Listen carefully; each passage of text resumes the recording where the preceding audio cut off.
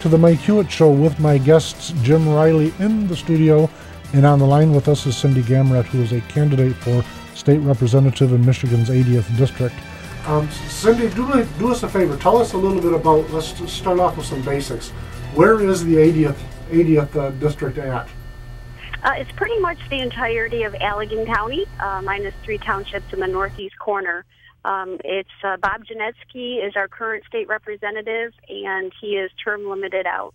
So it's an open seat. So the northern border of your district is really Holland's southern city limit. Is that about right? It is. In fact, I just got done speaking at the Holland City Council meeting tonight. Okay. So the southern part of Holland City would be in my district. Very, very. That's a big geography to cover, isn't it? It is. It's one of the bigger geographical districts in the state. Right. Good. Good for you. That means there's a city block between each house for you to go knock on doors with, and. Most of my knocking is done in the car, believe it or not. We have a very large agricultural district. Right. And so, the houses are, for the most part, far apart, and it's always a pleasure when I get to get into the neighborhoods where I can do some walking. Very, very good. Tell me a little bit. Now, the last few candidates that I've had, and by the way, you're the last candidate that I'm going to have before we hit the August primary. So I'm excited that all of the candidates we've had so far have been primary challengers, and as I understand it, the 80th is an open because Bob's term limited out. It's an open. Are there a whole bunch of candidates in that race with you? There are 4 other candidates that are filed for this race. Okay, but from what I'm seeing from a distance, there's only you and another person that are really what I'd call viable. Is that a fair statement? That would be what the polls have indicated for quite a while now, yeah. Okay. Now, this is purely a Republican primary, correct? It is. Allegan County is a very conservative district in the top 10 of the state for the Republican Party. So whoever wins the primary will most likely win the general election in November. Is there a Democrat running in the election itself, the general? There is. Okay. Plus I don't know if I can say this, but I will anyhow because I'm not a candidate. I can get away with it. The other Republican in the race she's in, that's the viable candidate, could have been a Democrat if you closed your eyes and just imagined. Well, maybe we can get a little explanation as to what you said there, because I think that's kind of an important distinction that maybe a lot of folks aren't familiar with. From a distance, and Cindy's going to probably tell me if I'm wrong or right, but from a distance, it looks like there's a conservative who's, let me put some words in your mouth, Cindy, a party plank Republican, meaning you support the planks of the Republican Party, and then there's a person that doesn't appear to be that way at all that's running as a Republican. Is that a fair overview?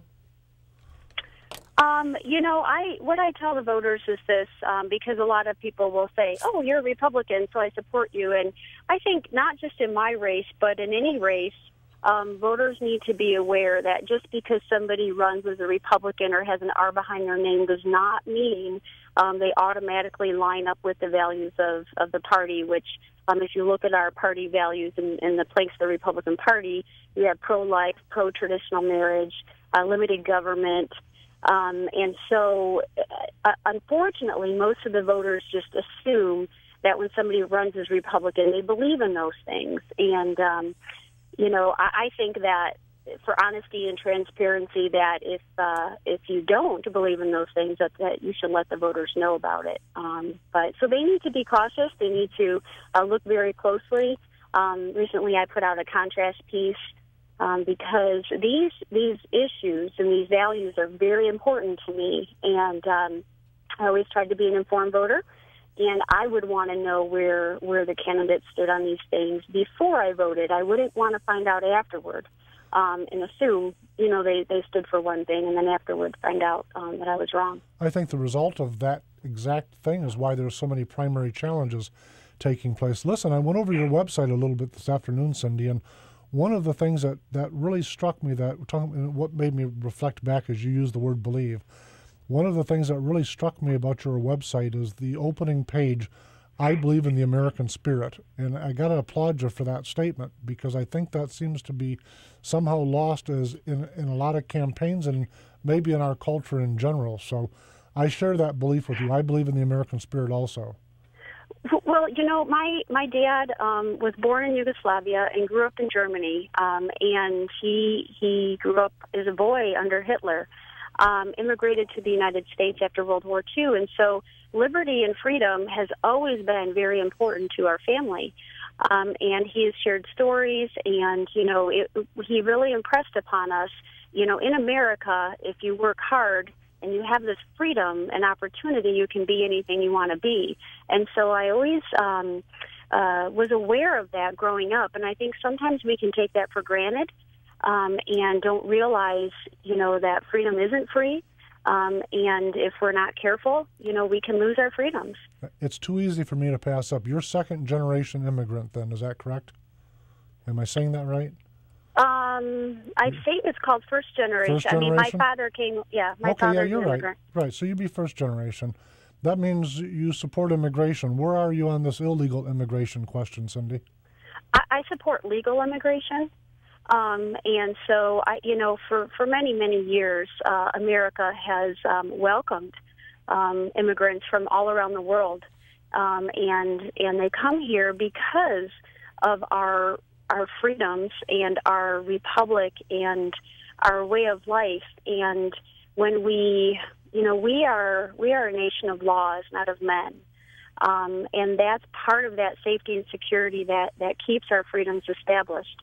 And so when we start to sway from that, and we start to allow exceptions to that, then our freedoms and our constitutional protections start to erode. And so legal immigration I'm very much in favor for, but illegal immigration I'm not. Hey, before we delve into the rest of the issues, tell us a little bit about who you are. I know you're married, so you're a wife. Are you a mother? Tell us a little bit about who Cindy Gamrat is.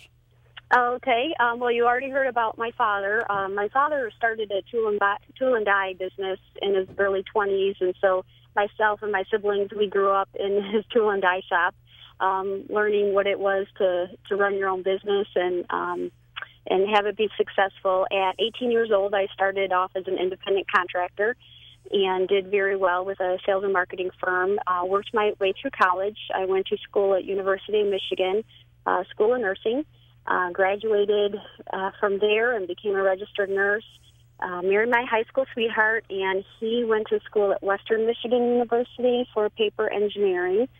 We, in short order, had 3 children. We had twins right off the bat, and then another one shortly after. So I had worked oncology, hospice, and intensive care, and I was working midnights in the intensive care unit when I had these 3 little ones, and that's when we decided that I would stay home to raise the kids.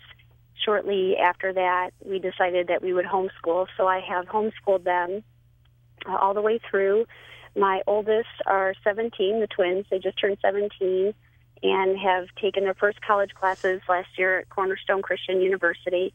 And my youngest is 14, loves travel soccer. All my kids play piano and are involved in the worship band at church and are doing very well. So I didn't get involved in politics until actually about 5 years ago when, my father had shared with me when I was growing up some of the concerns he saw in our government. And I would say, oh, Dad, that can't happen here. This is America. Right. And about 5 years ago, some of the things that he would talk about I saw were happening. And a lot of your listeners probably remember TARP and when the government started getting involved in the private industry, in the banking industry, in the auto industry. And I knew that was a red line. And, I did well in school, but I don't really remember learning a lot about our founding and our constitutional freedoms. But I just knew in my gut that was wrong. And so it forced me to go back and to really learn about our constitutional freedoms and our government. And I started reading legislation. That's when I started my first Tea Party rally. I was back there 5 years ago. And who knew, where we'd be now. But over the last 5 years, I've just spent thousands of hours reading legislation, advocating for and against different legislation in the trenches, talking to my representatives and senators, visiting Lansing, state committee hearings, not as a paid politician, but just as a concerned wife and mother and citizen. You've been a busy family for all of that time, it sounds like. You've had your hands full. Tell me this. You used the word men at one point, and it causes me to ask you maybe a cliche question, but what's going on from your vantage as a woman with the war on women? Is that a reality? Is that smoke and mirrors? Is it politics? What do you see from this war on women we keep hearing about? I see so many things that are used for political persuasion and agendas, and I think that's one of them as well. Growing up, I was raised that you made it on your merit, and it was who the person was, not what the person looked like or their skin color, whether they're a man or a woman, but it was, you earned it. You earned it by your merit. And, I think that deep down inside we all, want to live by that. And I think that's part of that American spirit, and that was part of our founders' spirit. You respected and treated each other with dignity, and you were known by your merit and how you treated others. And so I think a lot of those other things are really used by groups and organizations and politicians for political grandstanding. I think you're probably right. I've often said that it divides us into little voter blocks that are easier to manipulate and gain a vote from, and frankly to buy. That seems to be how Washington works and how their leadership or lack thereof spills out across the country. Tell me what's the battle cry for your campaign? Are there 2 or 3 or 4 issues that are really causing that you're campaigning on that are issues that make you talk about on people? For instance, what do you talk about on people's doorstep when you're door knocking? Well, one of the things about Allegan County is that we are a conservative community. We're a community of people of faith. We have a large Christian population, conservative values socially and fiscally. So I line up well with that as a strong conservative socially and fiscally and a strong woman of faith. So those shared values are important, I think, to the people that I'm meeting at the doors. And they're important as my, they guide me into how I make decisions. And so that seems to be important to the people of Allegan County. Some of the issues that I've dealt with, I've done, transparency, again, is important to me, and I try to be as transparent as I can on all the issues on my website, on my flyers. In the last few months, I've done 9 town halls all around my district, and we talked about everything from the budget to roads to the Detroit bailout, education, and Common Core. I think that communication and that accountability and transparency is very important. And so as state representative, I would continue on with that. But one of the things that I hear over and over again, people don't trust our government anymore. They're tired of politicians and candidates who say one thing and then do something else. And so I try to encourage them to look at people's track record, not just what they say, but what have they done. So if they say they'll stand up against the governor when it comes to raising taxes or increasing regulations, well, have they done it? Or if they say they're for limited government, but then turn around and say they support Common Core, there's some incongruencies there.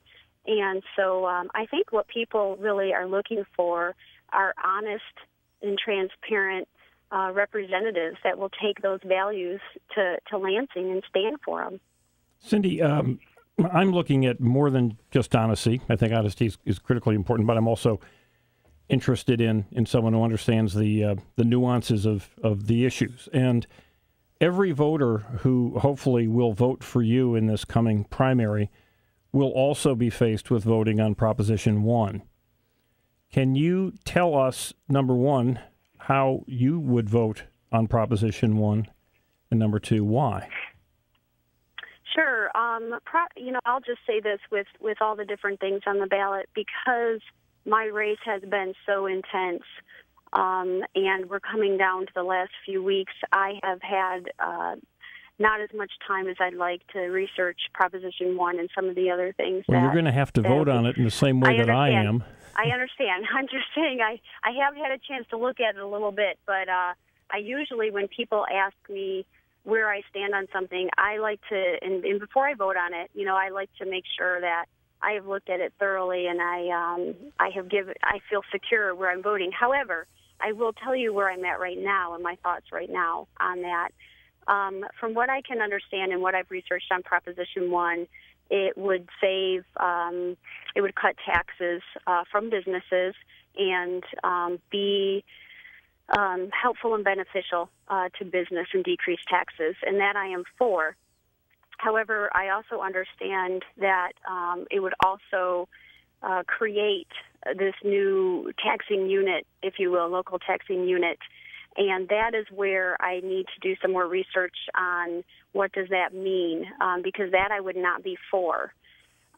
So you can approach it, I guess, two different ways. You could approach it as, well, do you pass it because it cuts the taxes and it benefits the businesses, and then take care of that other part of it later, or do you not pass it? Do you not vote for it? And because it has that section with it, that would be a negative part of it. Generally, and this is a ballot for the Constitution, and so I would be very cautious. And now that I feel like I understand that unit part a little bit more, to be, I'm concerned about that. And so I would tend to not support it now until I can find out more about that. One thing that I do think is important is, and I'm sure you're well aware, is that as we speak, people are voting. Absentee ballots are out. And it's really critically important, certainly for me, if I were to vote, to know where the candidate, certainly at the state level, who would be intimately involved in this particular proposal, how they would not only vote, but also how much time they have put into understanding the issue, and, of course, the courage to stand tall on what that issue is. So while you and many of us may be have the time to wait and do the research on primary election day, a lot of folks are voting now. They're not just voting for the proposition; they're voting for their representative, and it would just seem to me that it would be very helpful for every candidate at the state level in particular to be clear on this immediately, because we need that help today. And, of course, in a primary, I wouldn't be at all surprised that 50% or more of these votes will be absentee ballots. For all I know, they may have been cast already. I got to tell you, I happen to agree with what she said, and my reason maybe, I don't know if it's the same or not, but I have a tendency of not trusting government. So as a business owner, on one hand, I think, yes, it would be great if we could get rid of this outrageously silly, for instance, in Spring Lake, Michigan, where my business is at, I've got a village property tax for equipment, and I've also got a township tax, so I'm double bubbled. On one hand, it'd be great to get rid of those two burdens. On the other hand, I absolutely don't trust what's going on with the with the advent of this local unit of taxation. Folks, Cindy, Jim, we will be right back in just a minute.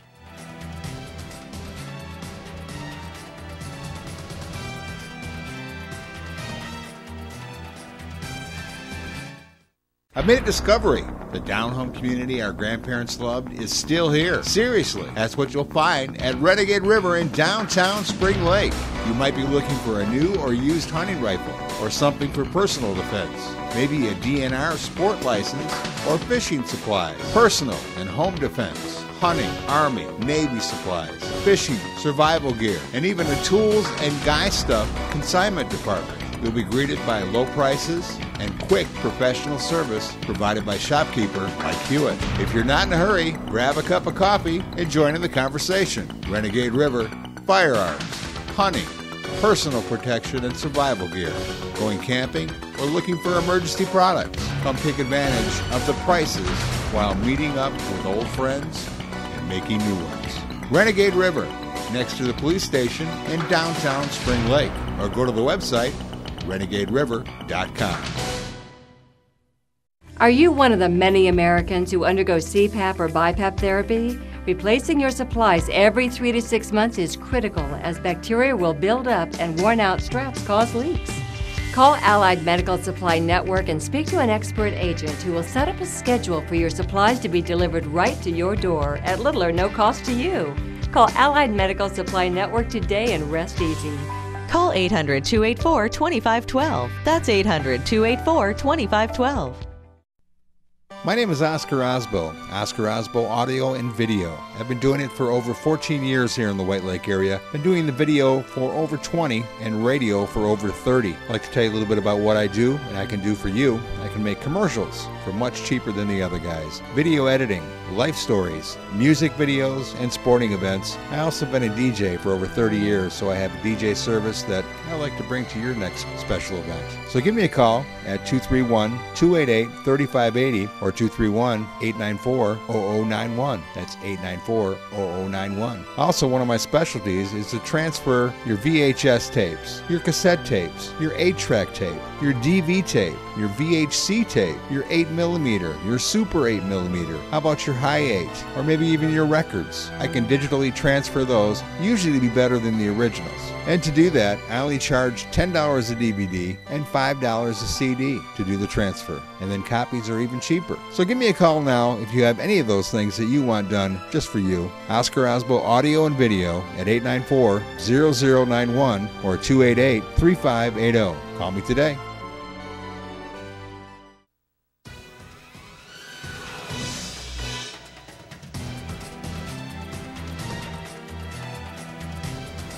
Welcome back to the Mike Hewitt Show with my guests, Jim Riley in the studio, and on the line with us is Cindy Gamrat, who is a candidate for state representative in Michigan's 80th district. Listen, what I'm hoping to do, folks, is let's segue on a little bit. I noticed on your website, Cindy, that there's a little bit of conversation or a little bit of a piece about parental rights, and you talk a lot there about family values. So help us understand what are you getting at with parental rights and family values? What's your view on that topic? Well, I think more and more you see government start to encroach into our daily lives in many ways, but also into our families.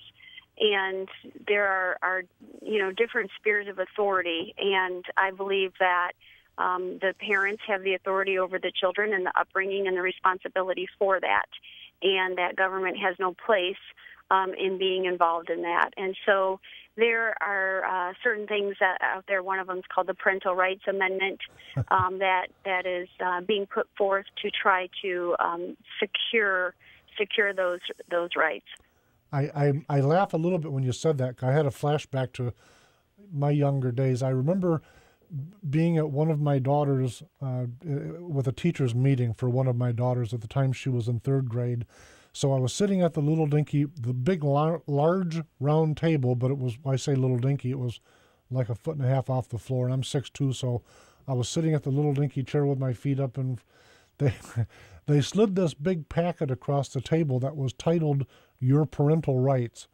And I have to, by the time that brief meeting was over with, I'm sure they loved me. But as a parent, I felt I had absolute rights. They were given to me by God, not the state of Michigan or Obama right. or Nixon or anybody in between. So is that kind of what you're getting at, is a pushback against that kind of mentality? Well, absolutely. And I think, what most of us are unaware of, there is an agenda out there that people have and are pushing. So, for instance, the United Nations have been trying to push the treaties on the rights of the child. And, for those of us who if we pass a treaty with the United Nations, that supersedes our Constitution. And so if you look at those, that treaty, that dictates different ways, I guess, that they can control the authority in the home between a parent and a child. And so there's concern that if those steps keep continuing on, that can push into our families here in America. And I'll just be honest with you, last night at a candidate forum they asked about homeschooling rights and parental authority, and I gave the same answer, that I believe that it's the parents' rights to raise the child. And there was a lady there that came up afterward, and she thought all homeschool parents should be thrown in jail, and that it was the state's duty to make sure that these children weren't being abused, and all sorts of things. So for us to think that it's not going to be infringed upon just because we ignore it, I think that can be naive. I think we at least have to be aware that there are groups and that there are people out there who don't believe the same way we do, and we might need to be proactive in securing that. I interviewed a lady a couple times now, but it's been a number of months since the last time she was on, but she grew up in the Soviet Union, and she described what it was like to raise children and to have been a children herself and be raised up in the Soviet Union. And the reason I hearken back to that, because the way she described the necessity of law that children went through their educational period, there was no other choice. This is where you go. It's really a scary path that some folks have been convinced about, and they're really wrong. It's a classic case to me of be careful what you ask for. Tell me, though, on the topic of parents, and then we'll move on to a couple of others, but one of the things that I've been asking candidates is what America appears to be wrestling with is single parenthood. And when I say wrestling with, when we look at the statistics for single parent families, rape, murder, suicide, drug use, all of these litanies of negatives, suicide, etc., seem to largely be tied to, or at least the percentages are overwhelming, that those children or young people are coming from single-parent families. And so what my question is when we look at how are we best going to deal with, for instance, divorce? I happen to be an advocate of equal rights for parents, because, by the way, my position has nothing to do with parents and everything to do with kids. And I'm guessing that you're knowing a little bit about your background, you're probably never going to see a divorce, but unfortunately, well over 50% of America with children are. And so I'm asking, does the government have a role in either trying to figure out a better way to handle divorce rather than the adversarial court system? Should we be looking at equal custody rights first rather than last in terms of custody with children? Should we change how we view marriage in the first place? Do you have an opinion on this topic at all? I know it's coming as a little bit of out of left field for you, but listen, to me, I see it as one of the biggest social ills America has got, and I think that until we save the American family, everything else is for naught. I genuinely believe that, and that's why I always try to squeeze this question in. Yeah, I guess I never looked at it from the perspective, can government come in and fix it? I don't look at government as a solution to many things, except for protecting our freedoms and our rights. And I agree with you, Cindy. I agree with you. However, they are involved in some of the things that you talked about. And so I guess I'll have to be honest with you, and I haven't thought of that. Do we need to look at changing some of that, and maybe we do, and I think you bring up some significant areas that maybe do need to be looked at. So I would consider that. I think, one of the things that, obviously I like to kind of go to the root cause instead of the Band-Aid solutions. And, I look at the breakdown of our culture and our families morally and spiritually and fiscally. And I think what we're losing is a sense of community and that sense of support, and that is contributing to the breakdown of family. I think there's a lot of attacks being made on the outside, and even from this government administration, on the family.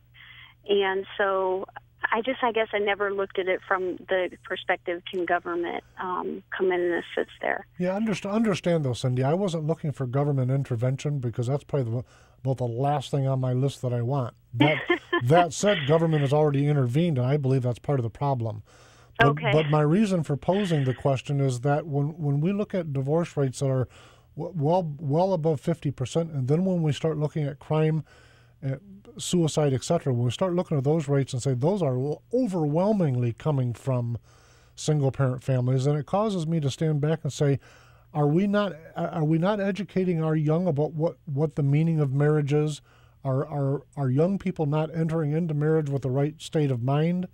I guess I'm thinking that it's kind of, in my view, it's kind of like we're eating around the edge of the problem with all of these other debates, because I genuinely believe what I said. If we don't save the American family, we're doomed. And it seems like everything that we're doing culturally and from the government is contrary to that. Meaning, to your point, the American family is under attack, along with the war on Christianity, the war on. I mean, it's almost like the Orson Welles Animal Farm, wasn't it, where all the words mean the opposite, etc. No, that would be 1984. I think both of them.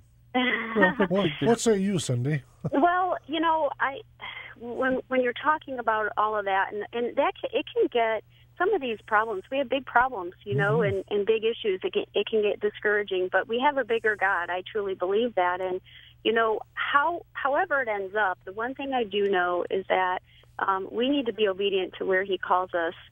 When He calls us and where He calls us. And I think what we're seeing is if we had a culture and a society where we were all trying to be the hands and feet and body of Christ, I think it would look very differently.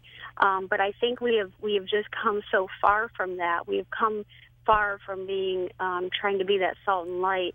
We have people who do, but as far as the numbers in our population compared to what they had in the founding era, I think that as a culture we're moving away from that. I'm trying to say we don't necessarily have an informed and virtuous society.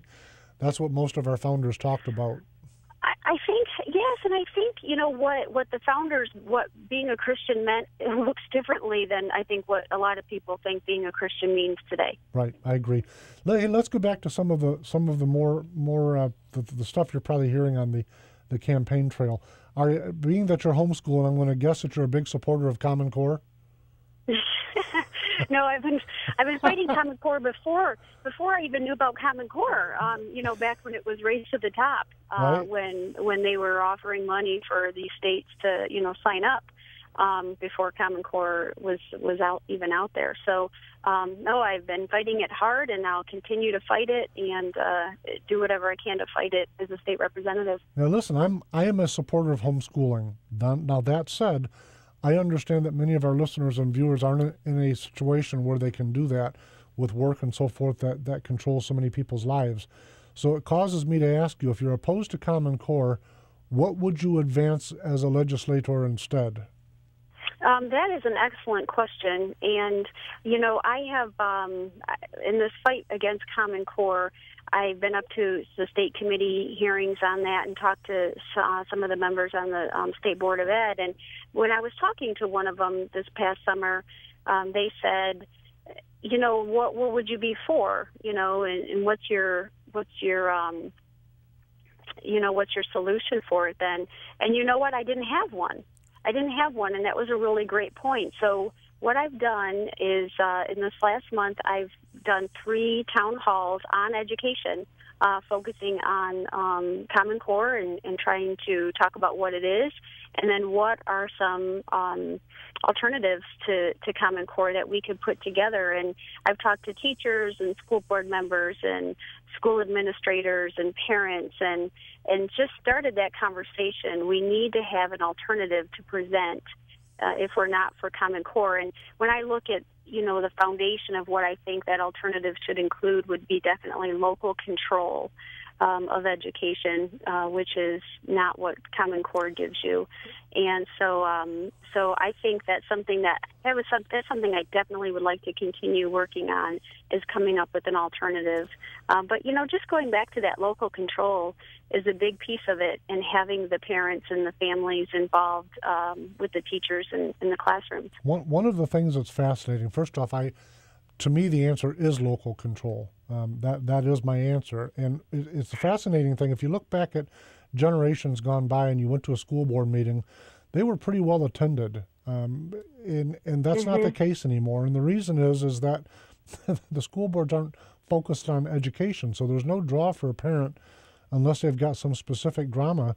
There's no reason to go there or to sit and watch them talk about the booster money. And so, in other words, the more state and federal governments glommed control, unfortunately, the less parents and citizens in general have engaged. And so, to me, we're not going to fix education until we flip that around and get it back in the hands of teachers and parents, because frankly, they're the ones that educate, not a legislator in Lansing or in D.C. I absolutely agree. So tell me this: how about the Detroit pension bailout? Where are you on that? How would you have voted? Yeah, that's a great question. Again, that was brought up. I did 6 town halls on the Detroit bailout. I would have voted no on that bill for a number of reasons, but I'll tell you one of the biggest primary concerns I had. You know, when I would look at something like that or approach something like that, first of all, I would look at what got us into the mess to begin with. You know, why are we here? And does the solution that's being put forward fix that? You know, is it going to adjust it so that we don't find ourselves there again? And I believe that bill didn't fix one of the biggest concerns that I have, and that's the unfunded pension liability. And we're coming up into an era of, to me, it looks like a bubble that is about to burst of unfunded pension liabilities. And even teachers, I think, is a $20 billion unfunded pension liability that we have in Michigan, and we're going to have to address that. So one of the criteria that to vote for something like that would have had to been that was changed to maybe a defined contribution plan, like a 401k or something like that, and that wasn't, and that wasn't the case, and so I would have voted no on that. And I'll just let you know that the majority of the people that came to those town halls that I held also said they would vote no on it. And I'll just say last night at the candidate forum, one of my opponents said that they supported the grand bargain and supported the Detroit bailout. And I was surprised to hear that, actually. I would have voted no on it. I'm a little surprised. Now, for me, first off, I agree with your reasoning very much. And the other reasoning is when I look at the state of Michigan, the working folks that are paying taxes in the state overwhelmingly do not have a pension. And so for me to have the city of Detroit not liquidate its assets, I think those people are owed, by the way. I've said that a number of times on this show. I think the folks in Detroit that have a pension are owed. They contracted for it. It was part of their wage. They contributed. The city promised to contribute and actually glommed rather than contributed. They're owed the dough, and I think that they need to be paid. But I think that before the folks out in Michigan at large are asked to pay for a pension, even though that they themselves don't have one, the city of Detroit needs to liquidate. And if that means sell the art, yep, sell the art. If that means sell the old broken-down train station and everything else they've got, before they ask me that doesn't have a pension to pay for someone that I can't get my head around the concept that people without pension should be paying the city's promise. Let me just jump in here for one quick thing that a lot of people seem to miss. Most of the underfunding of townships, cities, and counties is unfunded health benefits, retiree benefits, and current employee health benefits. The pensions typically are a third of the total underfunding. And we can argue whether, and I would vehemently and vigorously disagree with you, Mike, on whether these folks, so hard to believe, whose union advocated in their behalf, knowing full well what was going to happen. But every worker in this country, with the exception of public employees, has seen that their cost, their monthly cost of health insurance and their benefit from that health insurance has changed dramatically with the various the increases that we've all had to face. The place to attack is not in the pensions. The place to attack is the elimination of the retiree health benefits. And on that stop, we're gonna be right back, folks, and we'll finish up.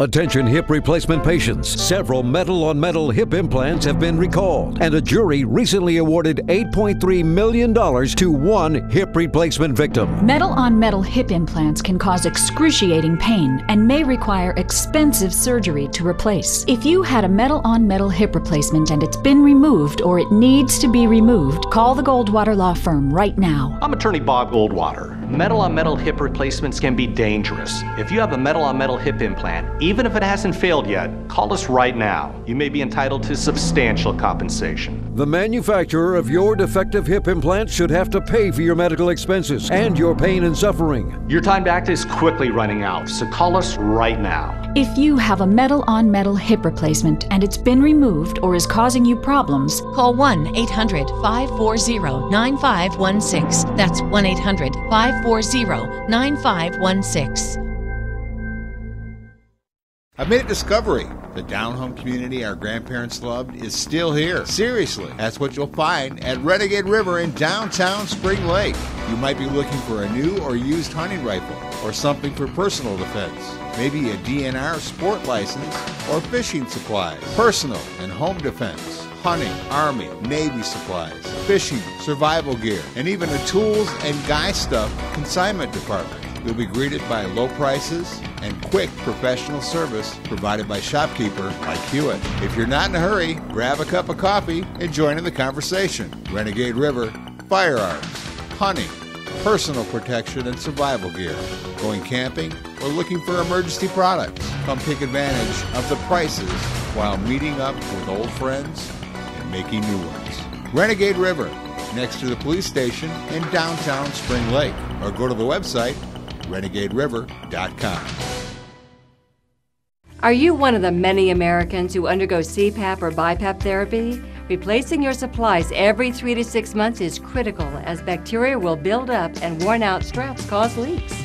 Call Allied Medical Supply Network and speak to an expert agent who will set up a schedule for your supplies to be delivered right to your door at little or no cost to you. Call Allied Medical Supply Network today and rest easy. Call 800-284-2512. That's 800-284-2512.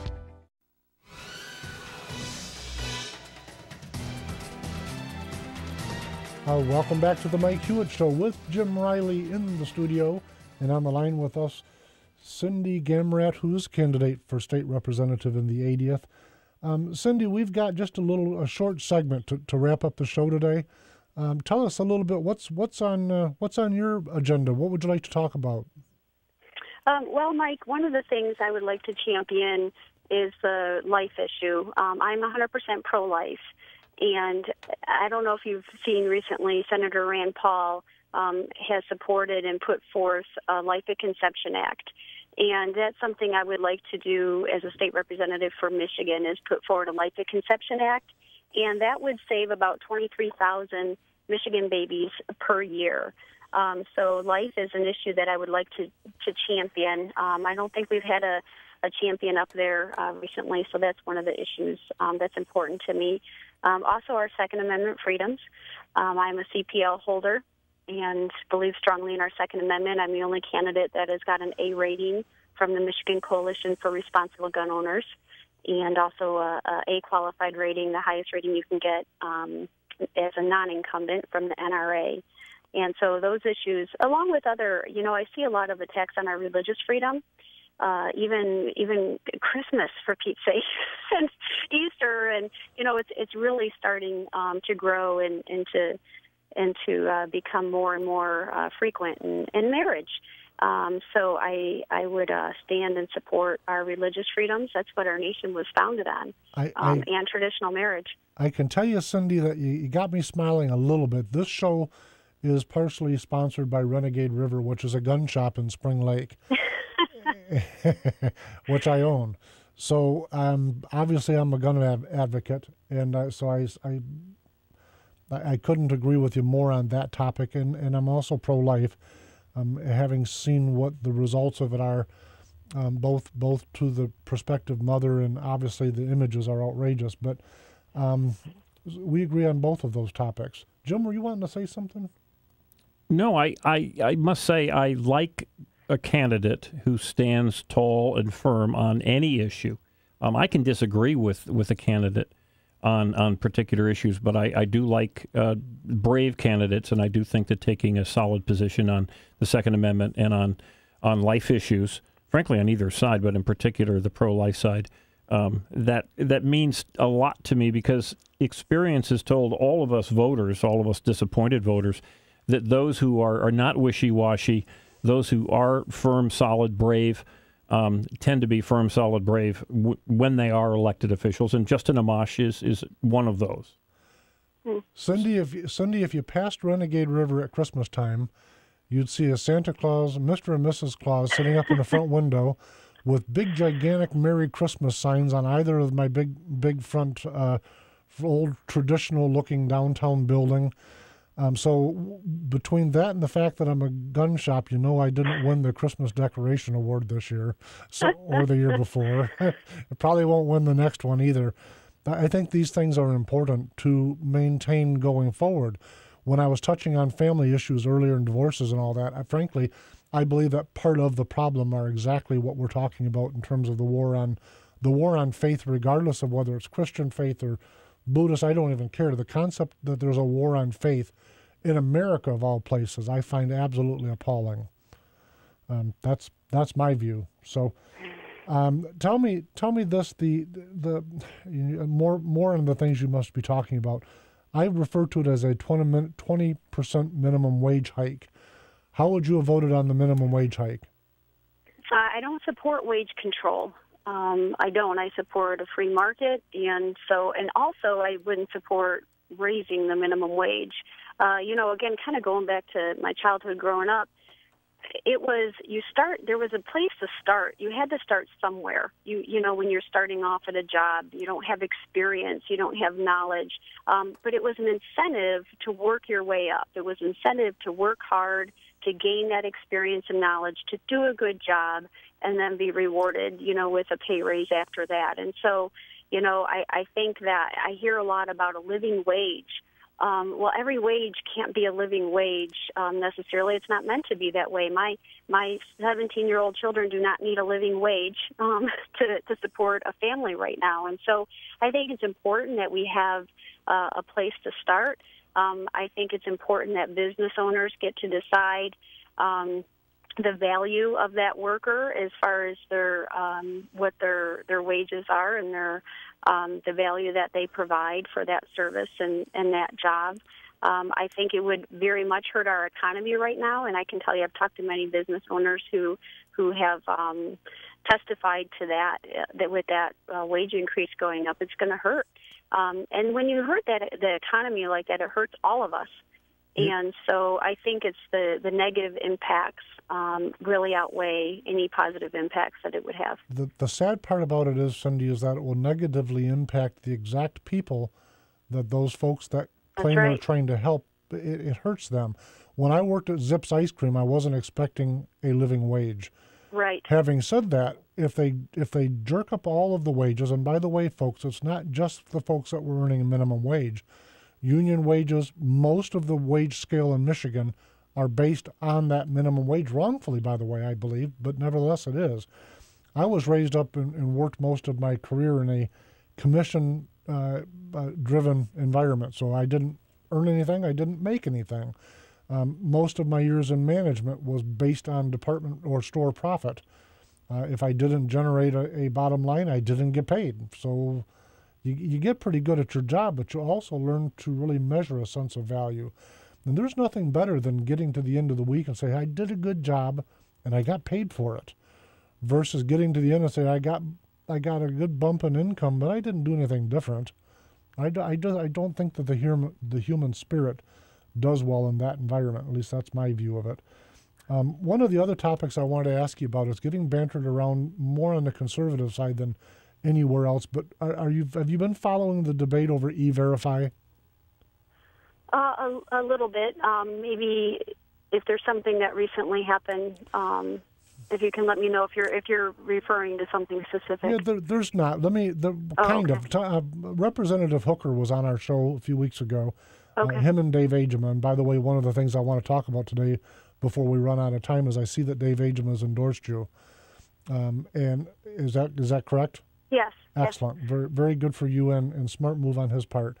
But E-Verify, what it asks, what it's designed to be, as I understand it, is that if a person came to me as seeking employment, I could, I'm probably doing a really poor job at explaining this, but what it allows for verification that a person is eligible to work.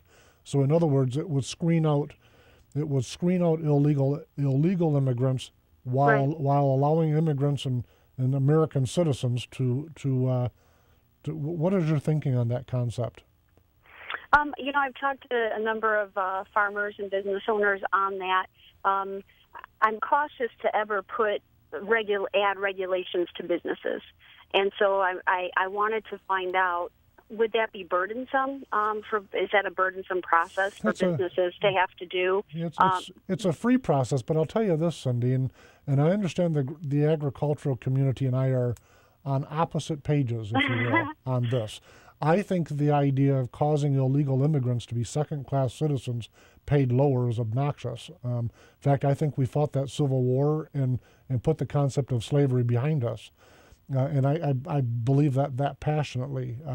So with that, I'm not trying to put you on the spot, but I think E-Verify is important if we're truly saying as a society that we don't want to support and cause people to wantingly evade our laws and come into our country in such a fashion. Right. And I didn't get to finish. Yeah, what I was saying was that it's what I found is, or what I've been told by them is, it's not a burdensome. It's not an overly burdensome thing to do to use E-Verify, and so I just wanted to make sure, when someone's starting up a business, right. I didn't want a certain regulation to be so burdensome that they couldn't start up their business. And so it looks like that's not the case. I think, when it goes to following laws, we all need to follow the laws. And so, that including businesses as well. And so hiring illegal immigrants, it shouldn't be allowed by businesses. As I understand E-Verify, it isn't a regulation, but rather an opportunity. And what I mean to say, make it voluntary, voluntary. And that's the question. Yep. As a business owner, I could decide to use it or not use it.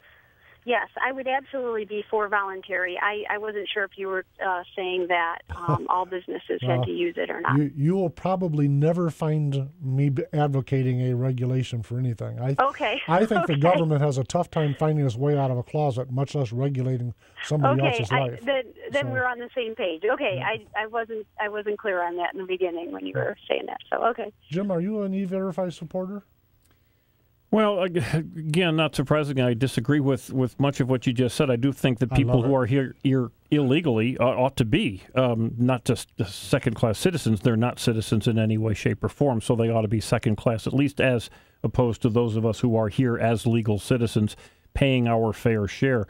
From what I understand about E-Verify, its intent was to relieve the employer initially of the fear of hiring illegals and then getting penalized by the government, the various governments, be they state or federal, for hiring illegals. Needless to say, that's been just thrown up in the air right now. I don't believe there's any penalties, certainly, that are being enforced on employers for that. So I love the concept. I'm also with you in the sense that having the federal government or any government get involved in more and more government is not necessarily something I like. But if it puts the onus on the employee to make sure that they are verified, and if it's an effective and efficient method of proving that, then I don't have any problem, because it takes the onus off of the employer and it puts it on the employee.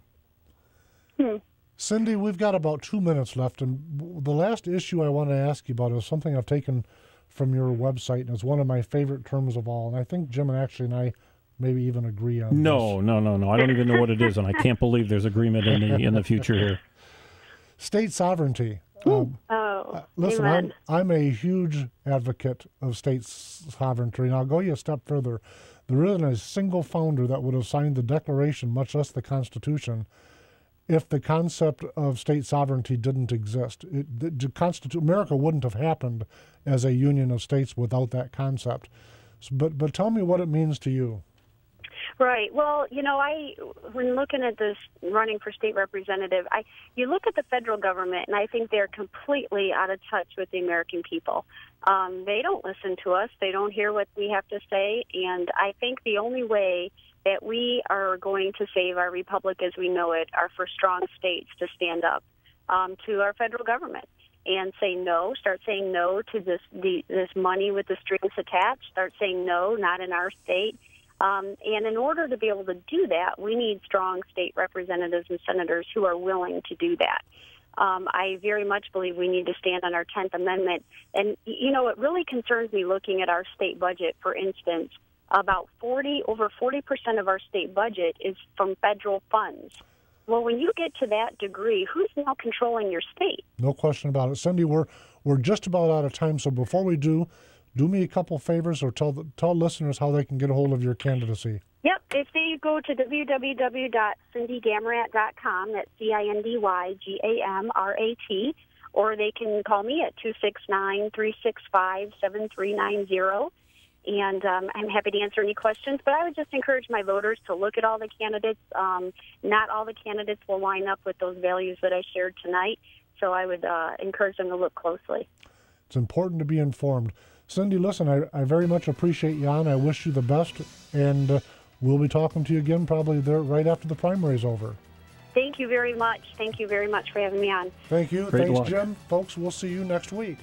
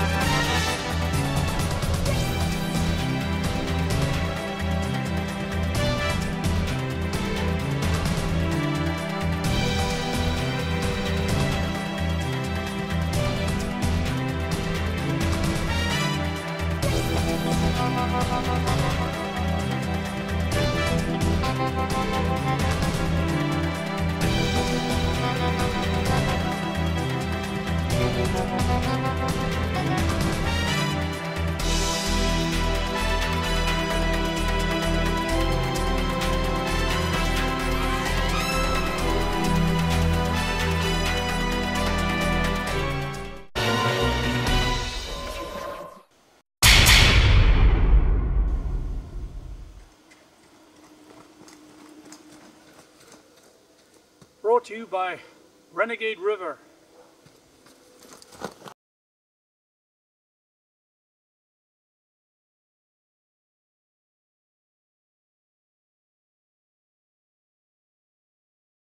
I've made a discovery. The down-home community our grandparents loved is still here. Seriously, that's what you'll find at Renegade River in downtown Spring Lake.